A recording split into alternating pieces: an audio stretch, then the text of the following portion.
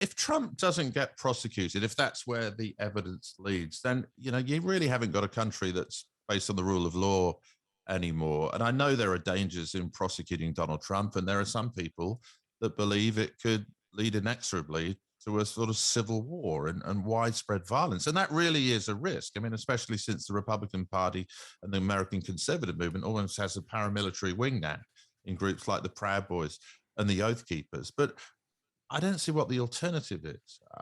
You would be surrendering to fear. You would be surrendering to the threat of political violence. And if America wants to continue to be a serious country, I don't think you can do that. In the book, you do describe America as your boyhood dream. Um, Tell me when that dream began to shatter and what prompted your initial fascination with the country. Oh, Mariella, that's a great question. My love of America has been such a continual thread in my life that I've rarely stopped to think where the original stitch was thrown. But I think it was as a really young kid growing up in Birmingham. There was this beautiful mosaic. It was a memorial, later realized, and it showed this really handsome young American politician addressing a multi-ethnic crowd. And it was actually a memorial to John F. Kennedy. And I had this fixation with John F. Kennedy. To me, he seemed to sort of embody the vision of America, its charisma, its excitement, its modernity. And that explained my initial love affair. I think I first fell out with John F. Kennedy, actually, when I realized he perhaps wasn't the sort of liberal president of law. And but I still adored America. My boyhood dream was to report on America. And I got to cover this extraordinary period, Mm. starting with Bill Clinton in the 1990s and ending with Donald Trump. Well, let's talk just a little bit about when you first arrived there, because I think you first arrived in the 1980s, which you describe as the sort of summertime of American resurgence. What was the America that you found when you touched down at LAX? Yeah, I arrived on the eve of the Los Angeles Olympics. And remember, America was really in the doldrums. They'd had this long national nightmare of Vietnam and Watergate and the Iranian hostage crisis. And it was really in 1984, in that modern day gold rush. You remember Russia actually boycotted the games, and America won medals in events that they didn't really compete in very well in the past. And it was this USA, USA summer. That chant just reverberated from coast to coast. And it was this great summertime of resurgence. And Ronald Reagan later that year, of course, went on to win re-election. He won 49 out of 50 states. He came up with this slogan that seemed to perfectly encapsulate the optimistic spirit of the times. It's morning again in America. And what I really try and set out to do in the book is to explain how America went from the Reagan optimism of it's morning in America to the American carnage that I heard Donald Trump speak of when he delivered that extraordinary inaugural address in 2017. And so, when, in your eyes, did that dream begin to shatter? I mean, you described the arrival of Trump as a sort of inevitability, in which case, what could we have done, or what should Americans have done, and why was it inevitable? Yeah, what I wanted to challenge in the book was this idea that Trump was an aberration, that he was an accident of history, because I thought um, he'd almost become historically inescapable by 2016 in that shock victory.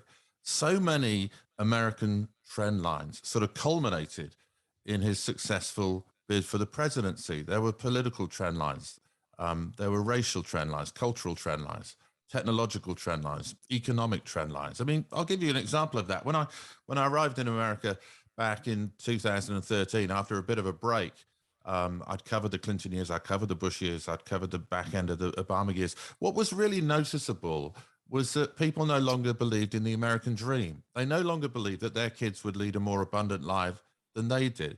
They felt like castaways in a globalized economy. They couldn't really figure out the digital economy. Bill Clinton has spoken about building a bridge to the 21st century. But if you lived in the Rust Belt in those post industrial communities, the bridge to the 21st century really felt like a bypass. And it was those people who identified so strongly with Donald Trump. It was those post industrial landscapes that became the seabed of his candidacy.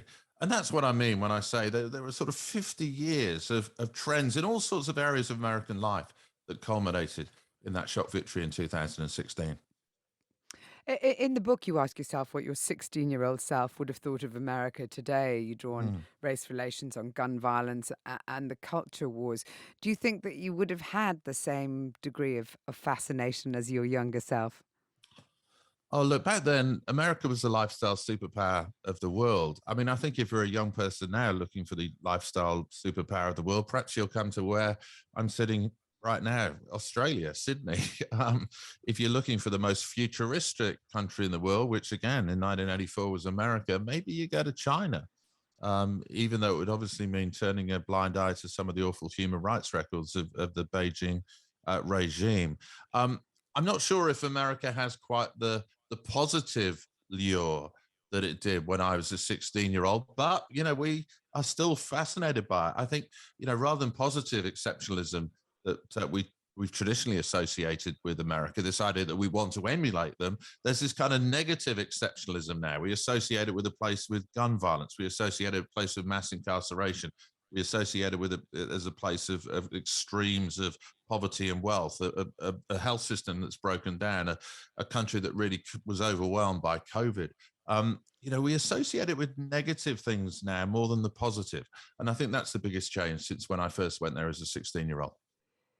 But of course, they are the nation of reinvention. That said, there's a lot of talk at the moment about Trump running again and the possibility of him returning to power. Is that even a vague possibility in your eyes? And I know you mentioned you're living in Sydney now, but you recently wrote a piece about the FBI raid on Donald Trump's coastal mansion, saying it was a sort of last stand against Trumpification.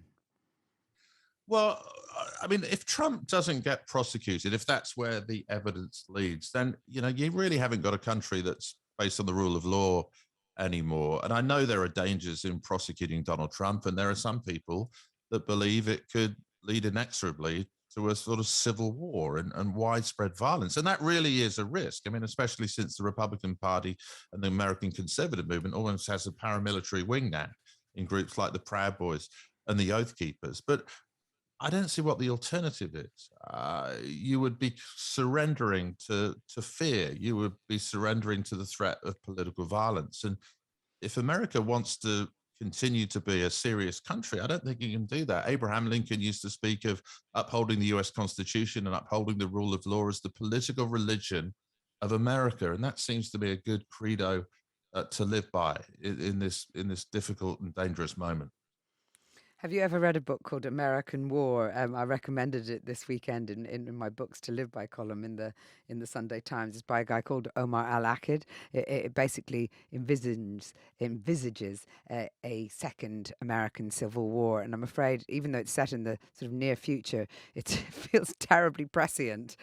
Oh, Um, it really yeah, does, and I really worry about that possibility, and I think everybody should be. I mean, I'm not in that camp yet that believes that America is inexorably leading towards civil war. But my goodness me, the flashpoints are so intense and so frequent at the moment. Whether it's the overturning of Roe versus Wade, the multiple shootings that we're seeing, the response to January the 6th.